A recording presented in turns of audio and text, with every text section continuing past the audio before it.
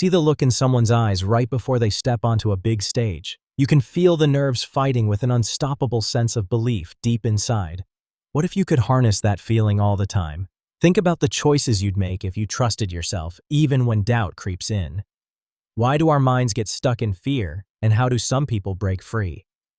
Today, you'll learn exactly how to unlock real, unshakable confidence, and how you can start shifting your mindset right now.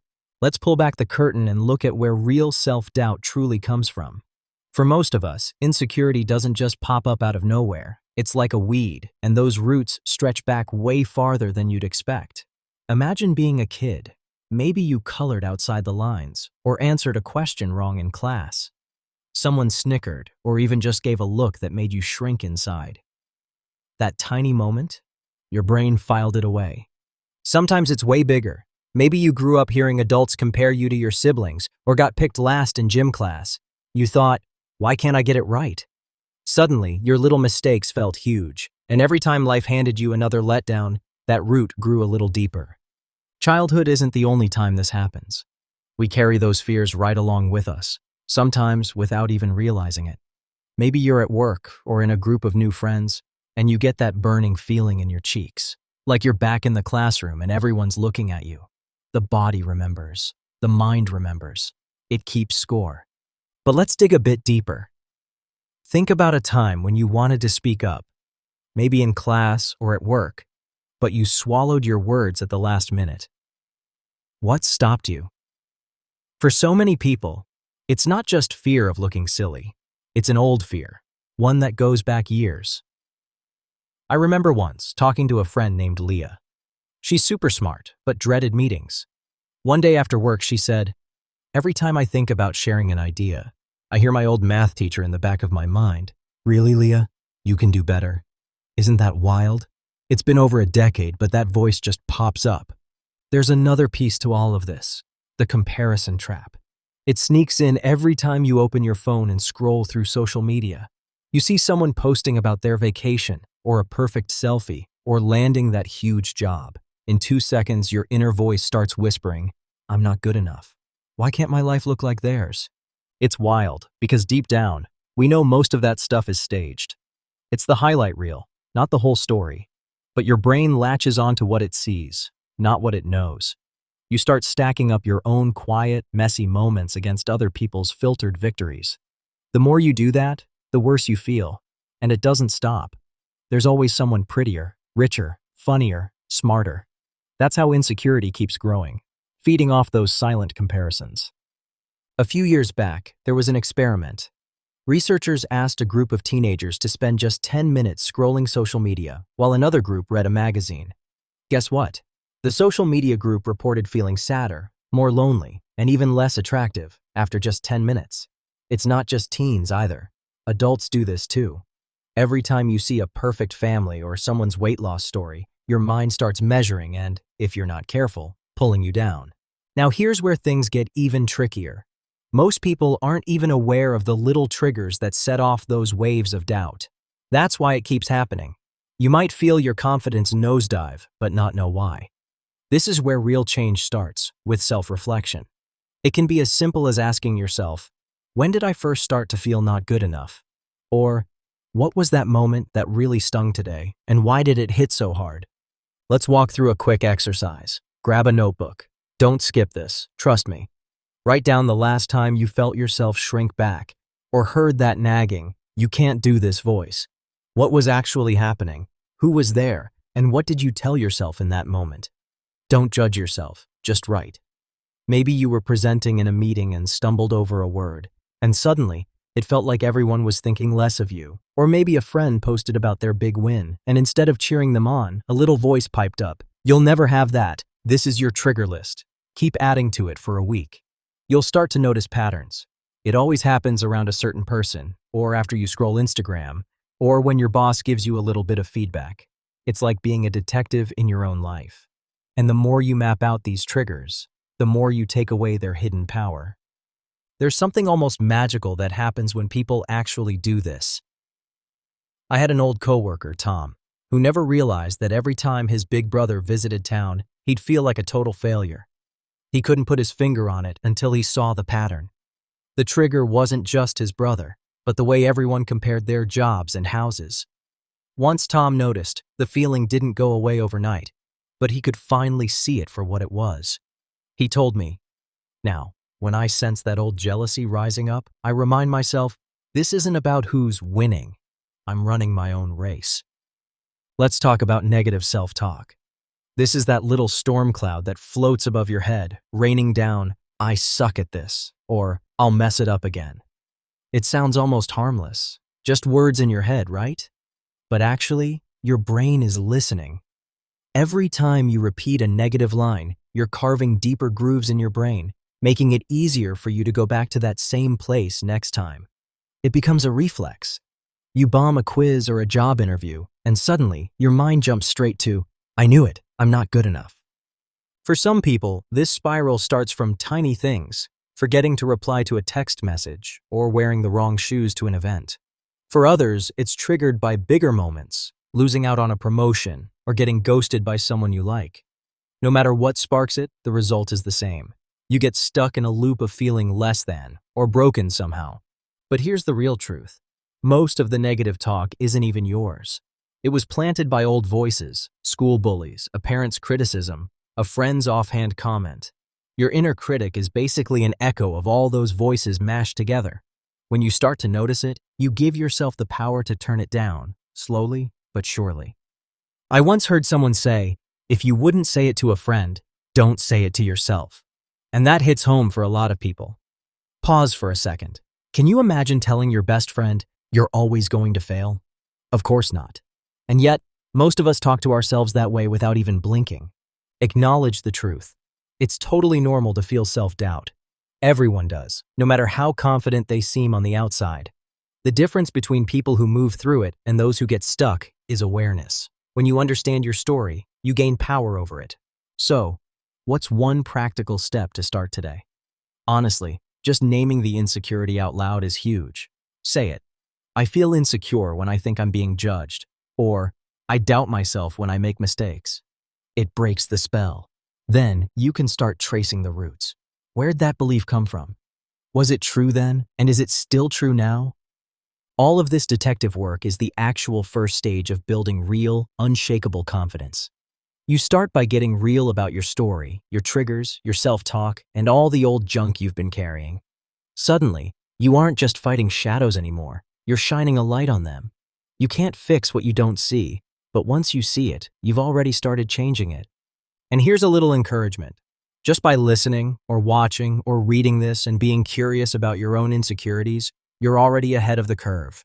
You're starting the process. A process that most people never even try. So give yourself some credit. But that's not even the strangest part. Most people never realize how much power they have to rewrite the story, starting right now. So what does it actually look like to flip that inner script and build something positive in its place? And how can you train your mind to talk to itself like a best friend instead of your own worst enemy? That's exactly what we'll dig into next. So now you've caught those sneaky roots of self-doubt in action. What's next? It's time to swap out that cranky old inner critic for a kinder, more helpful voice. The words you say to yourself matter more than anything. Weird, right? Most people talk to themselves in a way they'd never talk to somebody they care about. Let's start with interrupting negative self-talk. You know those spirals, like when you think, "I'll embarrass myself," and suddenly you picture every worst-case scenario? Here's a simple trick. Use a physical cue to snap yourself out of it. Grab a rubber band, put it around your wrist, and every time you notice a negative thought popping up, snap it gently. It doesn't hurt, but it's just enough of a reminder that you're drifting down an old path. People who try this say things like, "It's crazy how often I catch myself." The goal isn't to punish, but to wake yourself up to what's really going on. It's like saying, "Hey, that's not true." Every time your brain tries to go down the rabbit hole, you can do this anywhere, at your desk, in the car, or just tapping your finger on your knee if you don't like rubber bands. The important part? It makes you present, right for that split second, so you can choose what thought comes next. Here's how this might sound in real life. Imagine you're in math class, and you mess up a problem. That voice inside your head chirps, "See, you always get things wrong." But the minute you catch it, you stop and lightly tap your wrist. Inside, you say, That's just one mistake. I can learn from it. It breaks the old habit of piling on the shame. Now let's go deeper. If your best friend messed up at work or bombed a test, would you call them a loser? Of course not. You'd remind them they're human and one mistake doesn't define them.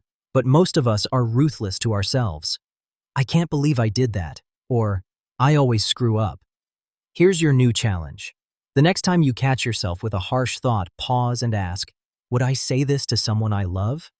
If not, flip it. Instead of, I'm so terrible at this, try, I'm still learning and that's okay. You can even make this a mini game. Write down a list of the awful things you catch yourself thinking, then try rewriting each one as if you were texting a friend in need.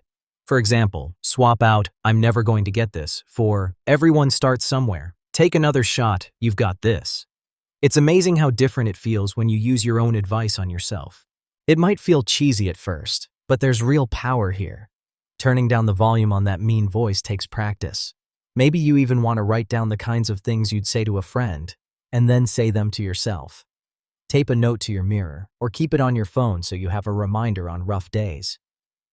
Speaking about mirrors, that's our next big move. Mirror affirmations. Stand in front of the mirror each morning, look yourself in the eye, and say a simple phrase out loud. I am learning. I am enough. Or, I've got this. Say it like you mean it. At first, you'll feel silly, even fake. But the act of saying good words out loud, where you can hear yourself, starts to carve new grooves in your mind. Think of it as rewiring your brain, one kind phrase at a time. People have shared stories about how weird this feels the first few days. One woman said, I felt like an actress, but after a week, I realized I smiled more every time I looked in the mirror. Even if you stumble over the words or roll your eyes at first, just keep going. What you repeat, you start to believe. You might want to make this part of your morning routine, right after brushing your teeth or while you're getting ready. The more it fits into your day, the easier it'll get. And don't worry about using the right words. You could say, I am capable, today is a new chance, or simply, I like who I'm becoming. These little statements set the tone for your mindset, one day at a time. Now, let's talk about sensory anchors, a little trick that helps you feel grounded when you're feeling wobbly. Sensory anchors are anything you can see, smell, touch, or listen to that calms you down or snaps you into a better mood. Maybe it's a favorite scented candle on your desk, a soft sweater you put on when stressed, or even a playlist that always gets you moving. When you notice nerves or negativity rising, reach for your anchor, light the candle, loop on your favorite song, or run your fingers over that calming fabric. Here's a real-life example. Ben, a college student, started lighting a lemon-scented candle before big presentations. Every time he took a breath and smelled that citrus, it was like his mind got a quick reset. Another friend kept a smooth stone in her pocket. Whenever anxiety hit, she rolled it between her fingers. That tiny act reminded her, I'm here, I'm safe, I can do this. Or imagine a nurse on a busy shift pausing to squeeze a soft stress ball she keeps in her bag. The feeling in her hand is a message. Take a breath, one moment at a time. These sensory cues may seem small, but they're like little life buoys that keep you balanced when the waves start rolling. Now, let's talk about tracking your progress. Keeping a journal isn't just about feelings, it's about measuring your wins. At the end of each day, jot down a moment you offered yourself kindness or rewrote a negative thought. Maybe you caught yourself before spiraling, or maybe you handled a tough situation a little bit better than last week. A self-compassion journal isn't just for tough days, it's for celebrating I did it moments too. One teacher shared how every night she'd write down one sentence. Today I spoke up at a meeting, or today I reminded myself to take a breath. Over weeks, she started seeing real proof she was growing stronger. When she hit a hard day, she flipped back to her past wins. That's living proof that you're changing, even if it feels slow. Or consider jotting down the actual moment you managed to interrupt a negative loop, or how you found comfort in that favorite song when things felt rough. It doesn't need to be fancy.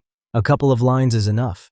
The point is, you're building visible evidence that change is happening, and those tiny wins start stacking up and fueling your motivation. Let's circle back to how powerful these steps can be when you stick to them. It's not about never thinking a bad thought again. That's impossible. But just like a trail in the woods, every time you walk the new path of being kind to yourself, it gets clearer and easier. Eventually, your first reaction isn't, "I'm not good enough." It's, "Wait, I've done hard things before. I can handle this." The big secret is, every tiny act of compassion for yourself builds the foundation for bigger confidence later. When you make friends with your own mind, tough days don't knock you down as hard. You bounce back quicker, and you start noticing how your old worries don't hold the same power anymore. But believe it or not, this is just the beginning. There's even more to building lasting confidence, like gaining real skills and proving to yourself, "I can do this." So, how do you take all those kind words inside and turn them into action outside? Next, it's all about practicing and building, one step at a time. So you've started untangling the messy roots of self-doubt and learned to treat yourself with more kindness. That's huge. But here's something important. Feeling confident doesn't come just from thinking, it comes from doing. If you want to feel unshakable, you need to show yourself proof that you can handle things, even the hard ones. That proof is called competence. Let's start with something a lot of people get wrong about confidence.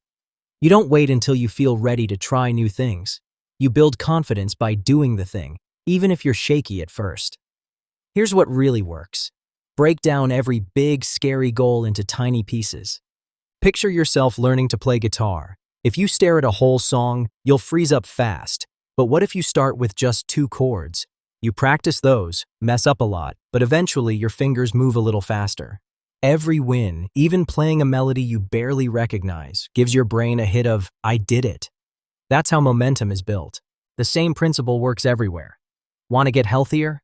Don't sign up for marathon training on day 1. Maybe start with a 10-minute walk. Celebrate showing up. Trying to ace your exams? Tackle a set of flashcards each night, instead of cramming the day before. Those small tasks, done over and over, are how you start stacking successes. And here's the key. Each time you complete one, celebrate it. Don't just shrug it off like it's nothing. Let's get visual. A lot of people find it helpful to use something they can see, a wall chart, a calendar, or a digital app that tracks progress. Think about putting a sticky note or a star for every day you practice a new skill. It seems silly, but the feeling you get from looking up and seeing a week of stars is amazing. You start to realize, I'm a person who sticks with things. Here's a story you might connect with. A high schooler named Maya wanted to get better at public speaking. The first step was terrifying. Filming herself practicing a speech. Watching that first video, she cringed. Her voice shook, her hands flapped around. But she didn't give up.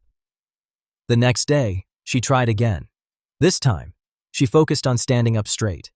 Then, she practiced making eye contact with the camera. After 2 weeks, she compared her first and last videos. The difference shocked her.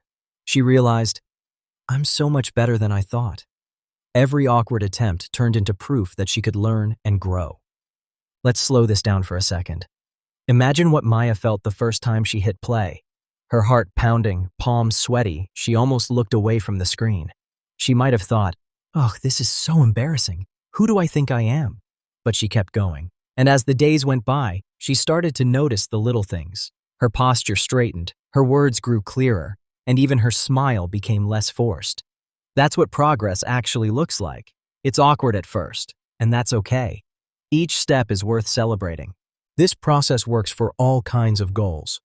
Whether you're learning to bake bread, code an app, or simply talk to new people, the key is the same. Start small, show up daily, and watch for improvement. Don't just mark down the big stuff. Write, "I asked a question in class," or "I sent a thank you email." Every action counts. Let me give you another concrete example.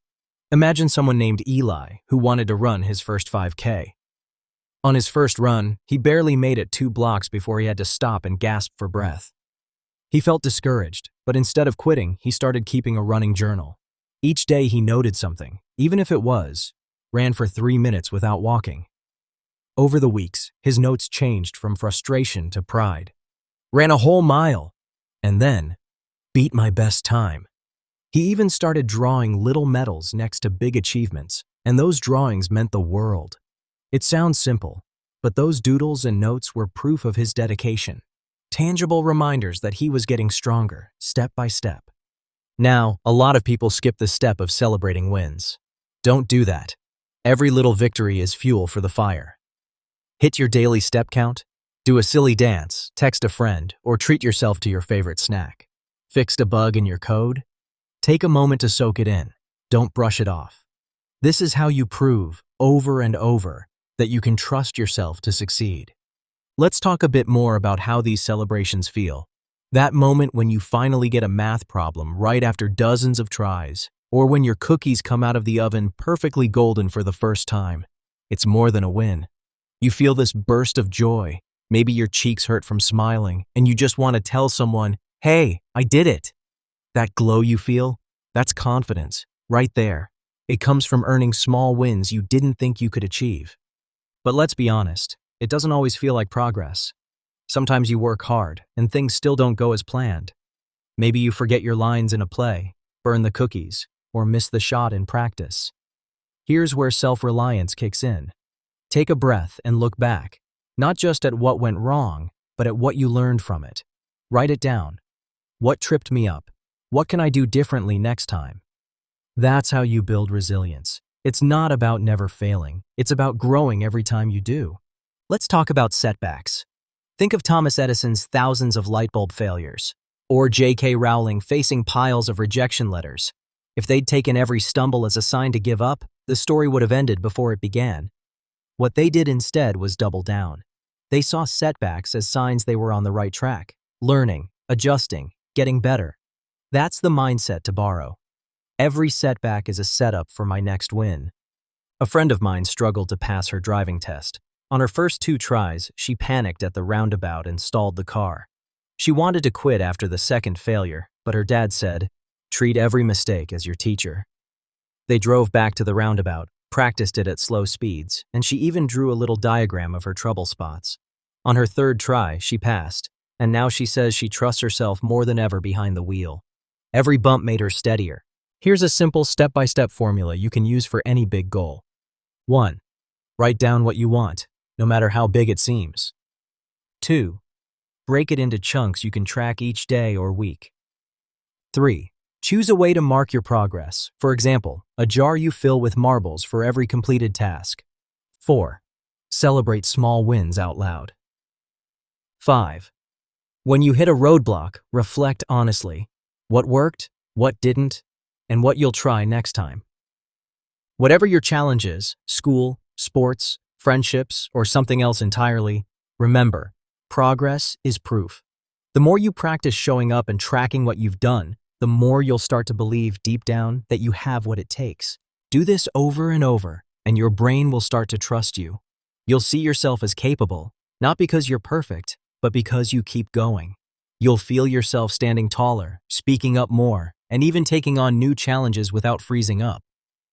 So, what happens when you put all this together? Kind self-talk plus concrete proof from your actions equals a solid, unbreakable confidence that can handle real life. You're not just saying, "I believe in myself." You're showing yourself, day by day, that it's true. But all of this leads to the next big question. When things get really tough, when you're up against something totally new or scary, how do you keep moving forward? Is it possible to turn those nerve-wracking moments into actual fuel for confidence? We're about to find out. Now you're building momentum. You've got a kinder voice inside, real skills stacking up, and little victories under your belt. But what about those moments that still shake you up? The big, scary stuff. Here's where confidence really grows. By stepping right into discomfort instead of running from it. Let's be honest, nobody likes feeling awkward or scared. It's easier to stay where it feels safe, even if you secretly wish for adventure or progress. But real confidence blooms when you make discomfort your training ground. Here's how to do it, step by step. First, pick a small challenge every day that pushes you just outside your comfort zone. This doesn't have to be skydiving. Maybe it's starting a conversation with a stranger at the coffee shop, or joining a new workout class, or even sharing your art online for the first time. At first, your hands might sweat and your heart will race.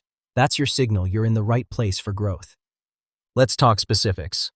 One guy named Chris decided to start saying hello to someone new each morning on his walk to work. The first day he felt like a fool. The second day he almost bailed. By the end of the week, he noticed it got easier, and by week 2, Someone struck up an actual conversation with him. Chris didn't just get braver about talking to strangers. He started feeling more comfortable in his own skin everywhere else too. But you don't have to take my word for it. Listen to what Chris said about his journey. At first, I kinda hoped nobody would even look my way, and my voice sounded weird in my own ears. But the third day, someone smiled back. It was just small, you know? But I felt this weird spark of real pride, like I actually did this thing I'd been afraid of. Now everyone's discomfort looks different. Say you're shy about sharing your creative side. I remember my friend Taylor wanted to post her first digital drawing on Instagram. She spent an hour choosing a filter, wrote and rewrote her caption, and almost deleted the post before it went live. Her hands were actually shaking. Taylor later told me, "I was convinced people would roll their eyes or just scroll past, but my childhood friend from across the country commented on it. And a couple classmates liked it with these fire emojis." Suddenly, I didn't feel so alone. I realized most of what I was scared of was just in my own head. When you take on tiny daily challenges, you send yourself one big message: I can handle this. The fear doesn't go away completely, but you start trusting yourself to handle it. That trust builds, little by little, into something unstoppable. But what about when you fail? Because if you're trying new things, sometimes you will. Here's the secret. Reframe every failure as feedback. Instead of, "I'm terrible at this," write down what happened, what tripped you up, and what might work better next time. Journaling about setbacks isn't just venting, it's a way to squeeze lessons out of the bumps. Let's go deeper on this with another story. Julia tried out for her school basketball team and missed half her shots at practice. She went home, wrote down exactly where her aim went wrong and what she noticed about her nerves. The next day in practice, she focused on just one thing: her grip. By breaking it down and learning each time she stumbled, Julia became one of the most improved players on the team by the end of the season. She says, "I was still nervous, but every mistake helped me get stronger." Julia actually described the feeling during her worst practice. "My legs felt like jelly. Coach was yelling. He has this whistle that's so loud it echoes off the gym walls, right into your chest. I could hear my teammates' sneakers squeaking and, no joke, I thought everyone could see my hands shaking. But after writing it down, I saw my nerves weren't the end of the world. They were just a signal that I cared." It helps to bring in your senses, too. Next time you remember a setback or go through something tough, notice what you saw, heard, and felt. Was the room cold? Did your stomach clench up? Did someone sigh nearby, or was there a weird buzz from the ceiling lights? These details help you process what happened instead of just trying to forget it. The more clearly you see the moment, the easier it is to learn from it and let it go. And don't underestimate the power of reliving those moments in your mind, not to torture yourself, but to examine them like a detective.